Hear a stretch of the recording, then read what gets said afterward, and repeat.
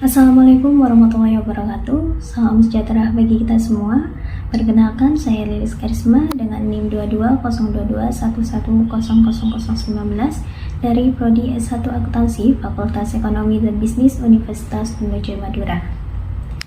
Pada kesempatan kali ini, saya akan mempresentasikan tentang spesial isu rempah Indonesia dan sustainability. Sebelumnya, saya ingin mengucapkan terima kasih yang sebesar-besarnya kepada dosen pengampu mata kuliah Sustainability Reporting, Bapak Dr. Sultan Syah, SEAK MM, MAK CA, CSRS, CSRI, CSP, CTA, ACPA yang telah membimbing dan memberikan kesempatan kepada saya untuk mendalami topik ini. Saya juga mengucapkan terima kasih kepada seluruh pihak yang telah membantu dalam proses pembuatan video ini, baik secara langsung maupun tidak langsung.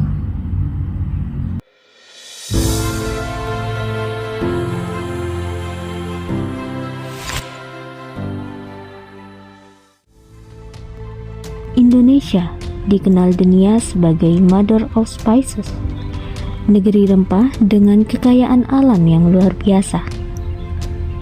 Sejak abad ke-15, aroma rempah dari Nusantara telah menarik kapal-kapal bangsa Eropa untuk datang, berdagang, bahkan menjajah. Hingga saat ini, rempah-rempah Indonesia seperti jahe, lada, pala, cengkeh, kapulaga, kayu manis, dan vanili masih menjadi komoditas unggulan. Namun, lebih dari sekedar bumbu dapur, rempah juga berperan penting dalam industri farmasi, kosmetik, kesehatan, dan bahkan ketahanan pangan nasional. Akan tetapi, potensi besar ini menghadapi banyak ancaman. Perubahan iklim, degradasi lahan, hingga fluktuasi harga internasional menekan para petani dan produsen lokal. Berbagai inisiatif dilakukan, seperti program Indonesia Spice of the World yang mendorong hilirisasi produk, penguatan ekspor, dan kreativitas ekonomi lokal. Rempah Indonesia kini menembus pasar dunia. Dari Arab Saudi hingga Belanda, dari India hingga Amerika Serikat. Tapi tantangannya, bisakah Indonesia bukan hanya dikenal sebagai Mother of Spice, tapi juga memimpin rempah keberlanjutan? Nah, dari ilustrasi awal kita bisa lihat betapa kayanya alam Indonesia ini kan. Untuk itu perlu dipikirkan bagaimana strategi rempah Indonesia bisa diarahkan secara berkelanjutan. Sebagai bentuk dukungan terhadap keberlanjutan pembangunan, dapat dilihat dari tabel di atas yang diambil dari laporan APBN, APBD, dan APBDes, dikategorikan dalam 3 kelompok, yaitu sosial, lingkungan, dan ekonomi. Dari laporan APBN terlihat bahwa porsi belanja ekonomi secara konsisten menjadi lebih tinggi dengan rata-rata di atas 25%. Sementara itu, porsi belanja sosial menunjukkan tren penurunan dan belanja lingkungan masih sangat minim, bahkan kurang dari 1% pada beberapa tahun. Sebaliknya, dalam laporan APBD, proporsi belanja sosial jauh lebih dominan, di mana mencapai hampir 50% dalam beberapa tahun, diikuti oleh belanja ekonomi dan lingkungan. Hal ini menunjukkan bahwa pemerintah daerah cenderung lebih fokus pada kebutuhan sosial masyarakat secara langsung. Kemudian untuk laporan APBDes yang ditampilkan, belanja desa juga memiliki peran penting dalam mencapai keberlanjutan lokal, terutama untuk pemberdayaan masyarakat dan penguatan ketahanan ekonomi desa. Dari data tersebut, kita bisa melihat bahwa transfer ke daerah dan dana desa menjadi komponen penting dalam mendukung belanja sosial dan ekonomi. Dengan mengkomparasikan data fiskal ini dengan tema isu rempah Indonesia dan sustainability, kita dapat menilai sejauh mana komitmen fiskal negara dalam mendukung pelestarian sektor rempah melalui kebijakan sosial seperti pendidikan dan kesejahteraan petani, lingkungan yaitu dapat perlindungan hutan atau lahan, serta ekonomi di mana penguatan UMKM rempah dan juga ekspornya. Transformasi budidaya rempah menuju keberlanjutan. Rempah-rempah telah lama menjadi komoditas andalan sejak era perdagangan maritim.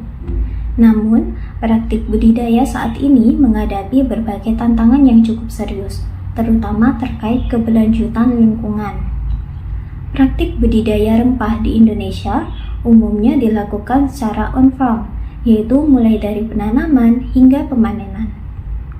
Menurut SSI Indonesia 2023, dua sistem budidaya yang umum digunakan adalah monokrap, yaitu satu jenis tanaman dalam satu lahan, dan multikrop atau tumpang sari, yaitu berbagai jenis tanaman dalam satu lahan. Adapun dalam penelitian Prasmatiwi dan Evizal 2020 menunjukkan bahwa sistem tumpang sari memiliki sejumlah keunggulan seperti peningkatan efisiensi pemanfaatan lahan hingga 30% pada kebun lada hitam yang ditanam bersama kopi dan jengkol. Namun, berbagai tantangan seperti budidaya intensif juga berdampak negatif. Pengelolaan lahan yang berlebihan dapat merusak organisme tanah dan mengurangi kandungan bahan organik. Penggunaan pupuk kimia dan pestisida yang tak terkontrol turut mencemari lingkungan serta mengganggu ekosistem. Selain itu, ketersediaan air menjadi tantangan besar, apalagi saat musim kemarau. Perubahan iklim dan cuaca ekstrim juga dapat memperparah kondisi ini, khususnya pada tanaman seperti vanili, pala, dan cengkeh. Alih fungsi lahan untuk industri dan perumahan juga dapat mengurangi area budidaya rempah, di mana menurunkan produktivitas dan mengancam keanekaragaman hayati. Jadi, untuk mengatasi tantangan ini, pendekatan agroforestry dinilai cukup efektif. Agroforestry ini menggabungkan tanaman rempah seperti pala dan cengkeh dengan pohon pelindung dan tanaman pangan lainnya yang ada dalam satu kawasan. Praktik ini membantu menjaga kelembapan tanah, mencegah erosi, meningkatkan penyerapan karbon, dan juga memberi pendapatan tambahan bagi petani. Di berbagai daerah seperti Maluku dan Sulawesi, agroforestry ini sudah terbukti meningkatkan ketahanan ekonomi dan lingkungan. Lalu, bagaimana dengan pemberdayaan petani dan komunitas lokal? Keberlanjutan rempah dimulai dari para petani. Sebagian besar petani rempah di Indonesia adalah petani kecil yang menghadapi berbagai kendala seperti keterbatasan modal, teknologi ramah lingkungan, akses pasar, serta pelatihan mengenai standar mutu dan prinsip keberlanjutan. Oleh karena itu, pemberdayaan petani menjadi salah satu aspek penting dalam mendorong sistem rempah yang berkelanjutan. Pemberdayaan ini perlu dimulai dari peningkatan pengetahuan dan keterampilan dasar, di mana pelatihan mengenai praktik pertanian organik, teknik diversifikasi tanaman untuk mengurangi resiko ketergantungan terhadap satu komoditas, serta pengelolaan kesuburan tanah secara jangka panjang. Penguatan kelembagaan seperti kelompok tani dan koperasi juga sangat penting. Dengan melalui kelembagaan, para petani mudah mengakses dana, teknologi, dan pasar. Akses pembiayaan seperti bank, koperasi, simpan pinjam, maupun program pemerintah seperti kredit usaha rakyat itu juga lebih optimal jika kelembagaan petani kuat dan transparan. Standar sertifikasi juga menjadi penentu daya saing produk rempah. Sertifikasi menjamin kualitas dan prinsip keberlanjutan, serta menjadi syarat masuk ke pasar lokal maupun internasional. Lalu ada beberapa sertifikasi yang dapat digunakan, dikutip dari SSI Indonesia 2023. Yang pertama, organik. Tujuannya yaitu menandakan bahwa produk ditanam dengan memperhatikan prinsip keberlanjutan, seperti menjaga kualitas tanah, air, dan mendukung keanekaragaman hayati serta efisiensi energi. Kemudian, fair trade yaitu menjamin keadilan dalam transaksi antara petani dan pembeli, menghormati hak pekerja, dan mendukung penguatan organisasi fair trade. Kemudian, Rainforest Alliance yaitu bertujuan melindungi ekosistem hutan, meningkatkan kesejahteraan petani dan masyarakat lokal, serta membantu menghadapi dampak perubahan iklim. Lalu ada HACCP, yaitu Standar Keamanan Pangan Internasional yang menitikberatkan pada identifikasi dan pengawasan titik resiko dalam proses produksi makanan. Lalu SEDEC yaitu menilai dan meningkatkan transparansi serta tanggung jawab sosial dalam rantai pasok, termasuk resiko etika dan lingkungan. Lalu ada FSSC 22.000, standar yang diterapkan di seluruh rantai pangan untuk memastikan bahwa proses produksi telah memenuhi prinsip keamanan pangan yang telah diakui di global. Nah, sertifikasi tersebut berfokus pada berbagai aspek, mulai dari keamanan pangan, praktik ramah lingkungan, hingga kesejahteraan petani. Untuk pasar lokal, standar nasional seperti BPOM dan juga ISO 22000 juga berperan penting dalam menjamin kualitas produk olahan rempah. Rempah Indonesia dalam skema perdagangan keberlanjutan. Indonesia adalah produsen rempah utama dunia dengan potensi ekspor yang sangat besar. Nah, dapat dilihat dari data Trendmap 2024 menunjukkan bahwa nilai ekspor gabungan komoditas kopi, teh, dan rempah-rempah Indonesia mengalami dinamika selama 3 tahun terakhir, yakni sebesar 1,7 miliar US dollar pada 2021, meningkat menjadi 1,9 miliar US dollar pada 2022, namun menurun menjadi 1,6 miliar US dollar pada 2023. Penurunan ini diduga dipengaruhi oleh berbagai faktor eksternal seperti adanya fluktuasi permintaan global, ketidakpastian pasca pandemi, serta kendala dalam rantai pasok internasional.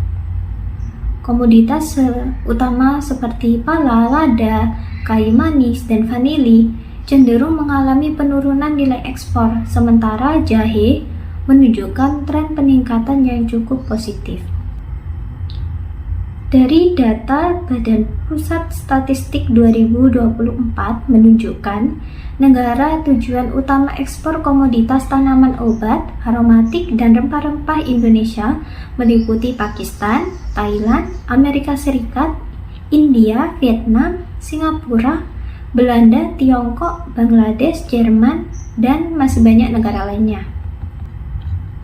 Dari grafik tren ekspor rempah Indonesia menunjukkan bahwa komoditas pala mencatat nilai ekspor tertinggi sebesar 274,9 juta US dollar pada tahun 2021, namun menurun menjadi 239,2 juta US dollar pada 2023. Lada mengalami penurunan dari 174,9 US dollar pada 2021 menjadi 117,5 juta US dollar pada 2023.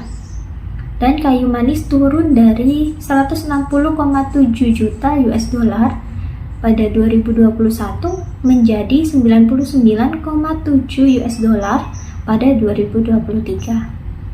Untuk cengkeh sempat mencapai nilai ekspor tertinggi pada 2020 sebesar 176,5 juta US dollar, lalu menurun drastis dan kembali meningkat menjadi 99,6 juta US dollar pada 2023. Lalu vanili menunjukkan tren penurunan konsisten dari 69,6 juta US dollar pada 2019 menjadi hanya 15,2 juta US dollar pada 2023.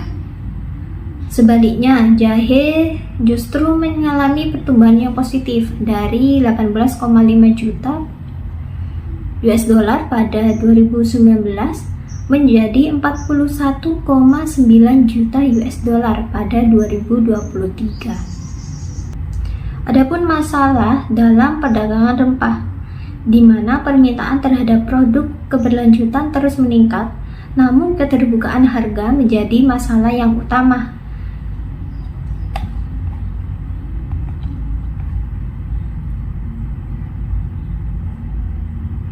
Namun, masih ada masalah dalam perdagangan rempah, di mana permintaan terhadap produk keberlanjutan terus meningkat.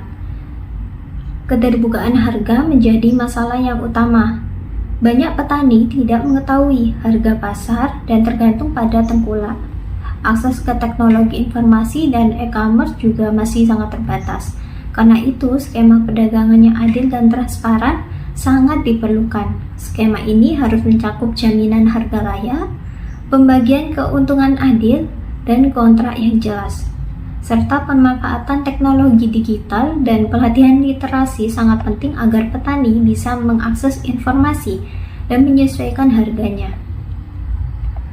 Lalu skema perdagangan ini sebaiknya juga menerapkan sistem environment, social, and government, yaitu keberlanjutan lingkungan, tanggung jawab sosial, dan tata kelola yang baik. Inovasi dan teknologi pertanian rempah berkelanjutan. Transformasi pertanian rempah membutuhkan dukungan teknologi tentunya. Tujuannya untuk efisiensi produk, pelestarian lingkungan, dan keberlangsungan usaha tani. Salah satu inovasi penting adalah sensor cuaca dan sistem irigasi otomatis yang memungkinkan pengaturan air, pupuk, atau bibit secara efisien berdasarkan data real-time. Dengan demikian, penggunaan air dapat dihemat dan kebutuhan tanaman terpenuhi secara optimal, sehingga hasil panen meningkat tanpa harus mengorbankan sumber daya alam secara berlebihan. Lalu, teknologi sistem informasi geografis. Ini juga sangat penting. SIG ini membantu pemetaan kondisi lahan, tingkat erosi, hingga kesesuaian lahan terhadap jenis rempah tertentu. Hal ini bermanfaat untuk perencanaan, rotasi tanaman, dan mitigasi resiko iklim. Sementara itu, teknologi blockchain juga memberikan jaminan transparansi dalam rantai pasok. Seluruh proses produksi dan distribusi tercatat secara digital, sehingga memudahkan pelacakan asal-usul produknya, dan juga dapat meningkatkan kepercayaan konsumen, terutama pasar global.